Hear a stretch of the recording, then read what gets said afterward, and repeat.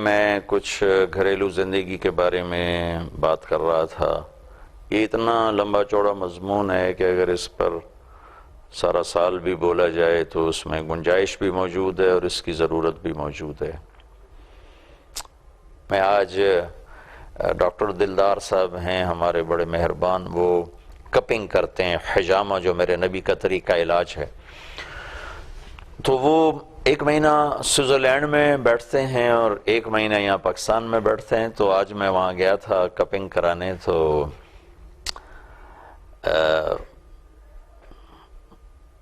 مجھ سے کہنے لگے کہ آپ کو پتہ ہے کہ خودکشی کا سب سے بڑا ریٹ جاپان کے بعد سوئٹزرلینڈ ہے. تو میں بڑا حیران ہوا. میں سوئٹزرلینڈ 2 دفعہ گیا ہوں. میں کہا وہ تو جنت کا ٹکڑا ہے اور انتہائی خوشحال ملک ہے، وہاں کوئی آدمی فقیر نہیں، سب خوشحال لوگ ہیں، فقیر ہے ہی کوئی نہیں وہاں. میں نے کہا وہ لوگ کیوں خودکشی کرتے ہیں؟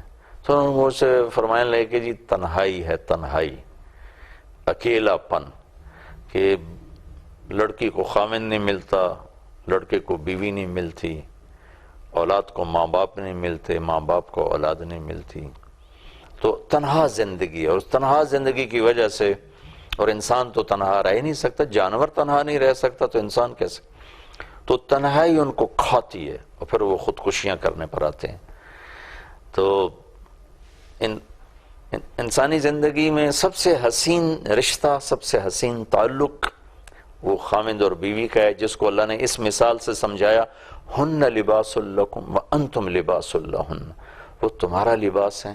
مثلا ایک آدمی لباس کے بغیر ہو، کتنا ہی خوبصورت ہو، وہ بدصورت ہو جائے گا. اور لباس پہنا ہوا ہو تو کتنا ہی بدصورت ہو، وہ خوبصورت نظر آتا. تو ہم ایک دوسرے کے لیے زیب و زینت ہیں. ایک مطلب تو یہ ہے کہ بیوی خاوند کی زینت ہے، خاوند بیوی کی زینت ہے. دوسرا، ہن لباس لکم وانتم لباس لہن، یہ تمہارا لباس ہے، تم ان کے لباس ہو. آپ نے کبھی دیکھا کہ کوئی اپنا گریبان چاک کر رہا ہو، کوئی جان بوجھ کے اپنے کپڑے پر چائے گرا رہا ہو یا کینچی سے کاٹ رہا ہو؟ پاگل ہی یہ کام کر سکتا ہے، دانا سمجھدار. وہ تو کھانا کھاتے ہو آپ دیکھتے نہیں، وہ نیپکن رکھتے ہیں کہ بھئی کوئی وہ نہ گر پڑے، کوئی سالن کا قطرہ، کوئی روٹی کا ذرہ، کوئی ہڈی بوٹی میرے کپڑے کو داغدار نہ کر دے. اور کبھی غلطی سے کوئی داغ لگ جائے تو فوراً ہم دھونے کی کوشش کرتے ہیں. پھر ہم اپنے کپڑوں کے لیے الماریاں بنواتے ہیں، پھر ان کے لیے ہینگر بنواتے ہیں کہ اس میں سلوٹ نہ پڑے، شکن نہ پڑے، پریس کرواتے ہیں، پھر اس پر ڈیزائننگ کرتے ہیں. کیا کیا لاکھوں روپے کا ایک ایک جوڑا تیار ہو رہا ہے. تو دوسرا اشارہ اس میں یہ ہے کہ جیسے ایک مرد اپنے لباس کی حفاظت کرتا ہے تو بیوی تیرا لباس ہے، اس کی حفاظت کر. اور جیسے ایک عورت اپنے لباس کی حفاظت کرتی ہے تو خاوند تیرا لباس ہے، اس کی حفاظت کر. اس کو داغدار ہونے سے بچا، اس کو کٹنے سے بچا، اس کو پھٹنے سے بچا. تو کرتے کے داغ تو یہ سالن ہے، چائے ہے، دنیا کے کینچی ہے کاٹنے کے لیے. اور جو بیوی لباس ہے یا جو خاوند لباس ہے، اس کو کاٹنے کے لیے زبان ہے. زبان کا تند اور تیز بول ہے، زبان کی شدت ہے، رویے کی سختی ہے، یہ دھبے ہیں، یہ داغ ہیں. اور جیسے میں اللہ پہ قربان جو اللہ کو پتہ تھا کہ یہ لگیں گے، تو جیسے ہمارے جسم پر داغ دھبے لگتے ہیں، کپڑے پر لگتے ہیں تو ہم پانی سے دھو لیتے ہیں، صابن سے دھو لیتے ہیں. تو ایسے ہی اگر آپس میں کبھی اونچ نیچ ہو جائے، کھٹ کھٹائیا پھٹ پھٹائیا، تو اس کے لیے معافی اللہ تعالیٰ نے صابن رکھا ہے. معاف کرنا یہ پانی ہے، معاف کر دینا یہ پانی ہے. اور ہدیہ ہدایت تحفے تحائف دے کر اسے ختم کرنا یہ اس کا پانی ہے اور یہ اس کا صابن ہے. کبھی اونچ نیچ ہو جائے تو معافی مانگ لی جائے، منتیں کبھی نہ کروائی جائے. بعض مرد اپنی بیویوں سے اتنی منتیں کرواتے ہیں کہ ان کی عزت نفس تار تار ہو جاتی. وہ بیچاری 8 آنسو روتی ہے اور زمین ان پہ تنگ ہو جاتی ہے. اور وہ میں نے ایویں لکیراں کھٹوا، میں نے ایویں رگڑے دیمڑے نہیں، یہ ہمارے پنجاب کا ماحول ہے، ہر جگہ کا ماحول ہے۔ میں 3 سال پہلے مری میں رمضان گزارا تو وہاں کے جو مسجد میں عصر کے بعد کوئی آدھا گھنٹہ اسی موضوع پر بیان کرتا تھا، اخلاقیات، معاشرت، تو امام مسجد کی بیگم آ گئی میری بیگم کے پاس کہ میں نے آپ کا شکریہ ادا کرنا ہے کہ یہ پہلا ہفتہ ہے میرے خامن نے مجھے مارا نہیں، میری پٹائی نہیں کی، ورنہ ہفتے میں ہر دوسرے تیسرے دن میری پٹائی ضرور ہوتی تھی۔ اور کوئی 2 ہفتے بعد امام صاحب خود مجھ سے کہنے لگے مولانا یہ باتیں زندگی میں کبھی نہیں سنی تھی، حالانکہ مصلی پہ کھڑا ہوتا ہوں۔ ہمارے تو دیس کا رواج ہے، ادھر پہاڑوں کی طرف کے تھے ایک علاقے کے، میں نام نہیں لیتا، کہ ہمارے دیس کا رواج ہے کہ پہلی رات بیوی کو 2 تھپڑ مارتے ہیں تاکہ ساری زندگی ڈر کے رہے۔ اور کہنے لگے کہ میرے بہنوئی نے میری بہن کا ایک دفعہ بازو توڑ دیا، ایک دفعہ پاؤں توڑ دیا۔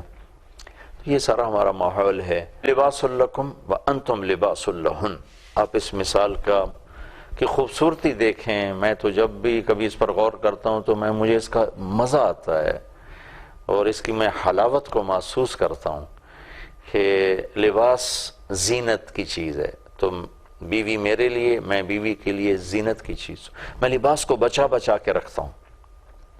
ایسے میں اپنے بیوی کو اپنے غلط رویوں سے بچاؤں، اس کو کاٹنے سے بچاؤں، اس کو داغدار کرنے سے بچاؤں۔ بیوی میرے لیے یہی کرے کہ مجھے کاٹنے سے بچائے، مجھے داغدار کرنے سے بچائے۔ اور کبھی ایسا ہو جائے تو سوئی دھاگا موجود ہے، رفو کرنے موجود ہے، فوراً معاف کیا جائے، معافی مانگی جائے۔ اور میں آپ کے سامنے ہاتھ جوڑتا ہوں، جب کبھی کوئی معافی مانگنے آئے کبھی دیر نہ کرنا۔ الا تحبون ان یغفر اللہ لکم، اللہ تعالیٰ کہہ رہا ہے کہ تمہیں یہ پسند نہیں کہ میں تمہیں معاف کروں؟ جب تمہیں یہ پسند ہے کہ میں تمہیں معاف کروں تو مجھے یہ پسند ہے تم میرے بندوں کو معاف کرو، معاف کر دے گا۔ بعضی ماؤں کو میں نے دیکھا، ان کے بچے سے کوئی بدتمیزی ہو گئی تو ان سے روٹھ جاتی ہیں اور ناراض ہو جاتی ہیں، ان سے بات چیت نہیں کرتی ہیں، وہ بچے منتیں کرتے ہیں۔ یہ میں ان ماؤں کی منت کرتا ہوں، والدین کی منت کرتا ہوں کہ اپنے بچوں پر بے شک آپ ناراض ہو لیں لیکن کبھی ان سے بات چیت بند نہ کریں۔ اس کا بہت بڑا نقصان دیکھا ہے، بہت بڑا نقصان دیکھا ہے۔ کبھی یہ بات چیت بند نہیں ہونے، ڈانٹ ڈپٹ تو زندگی کا حصہ ہے لیکن ایسی ڈانٹ ڈپٹ نہ ہو جس سے بچہ اپنی بے عزتی اور ذلت محسوس کرے۔ اگر ڈانٹ ڈپٹ ایسی ہو کہ اسے اپنی غلطی کا احساس ہو جائے تو یہ تو مطلوب ہے، مقصود ہے۔ بچہ تو بالکل معصوم ہوتا ہے، اسے پتہ ہی نہیں ہوتا میں نے کرنا کیا ہے، لیکن عام طور پر والدین ڈانٹ ڈپٹ ایسی شدید کر جاتے ہیں کہ بچے رد عمل کا شکار ہوتے ہیں، اپنی بے عزتی محسوس کرتے ہیں۔ تو اور لباس کیا کرتا ہے؟ لباس یہ کرتا ہے کہ میرے جسم کے عیب چھپاتا ہے اور مجھے خوبصورت بنا کے پیش کرتا ہے۔ تو خامند اور بیوی کا اس تشبیہ میں ایک اور فریضہ جو بتلایا جا رہا ہے وہ کیا ہے کہ میں اپنی بیوی کی کمیاں چھپاؤں، اس کی خوبیاں واضح کروں۔ بیوی میرے لیے کیا کرے؟ وہ میری کمیاں چھپائے اور میری خوبیاں واضح کرے، میری کمیوں پر پردے ڈالے، میری خوبیاں بیان کرے۔ اور میں اپنی بیوی کے لیے کیا کروں؟ میں اس کی کمیوں کو چھپاؤں، پردے ڈالوں، اس کی خوبیوں کو واضح کروں۔ یہ لباس کے اندر ہی یہ سارے مطالب چھپے ہوئے ہیں۔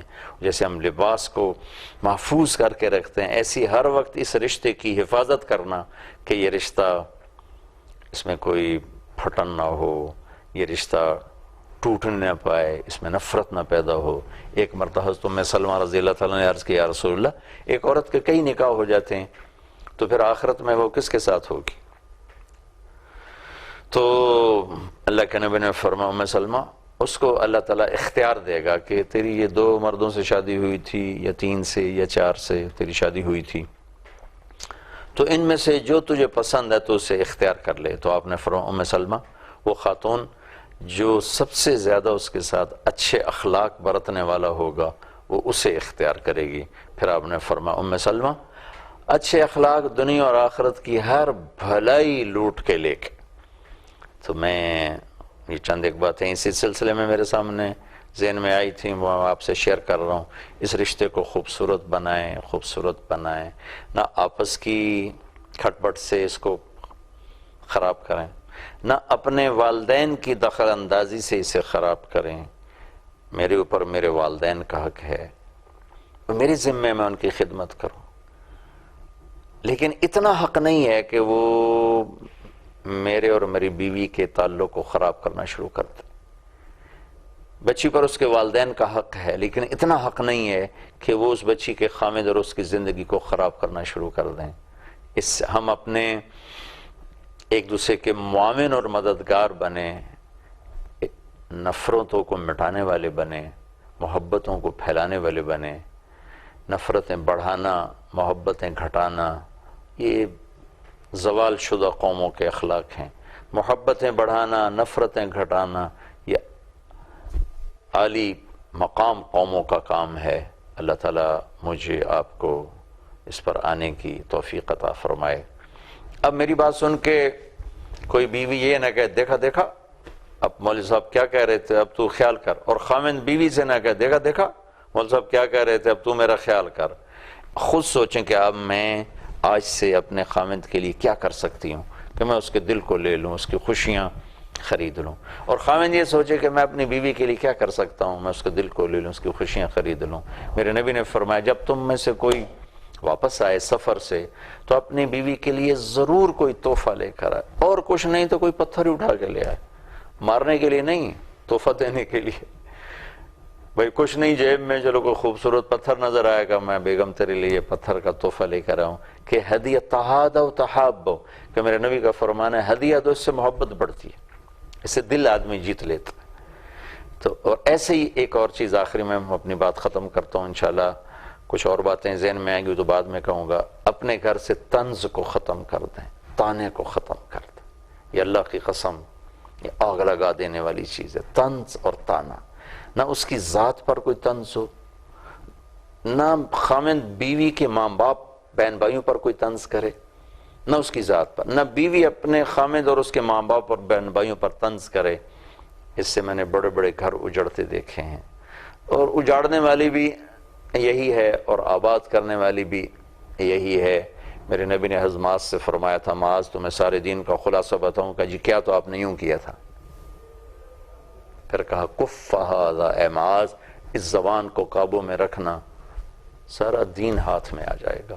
اللہ مجھے آپ کو عمل کی توفیق بخشے۔ السلام علیکم۔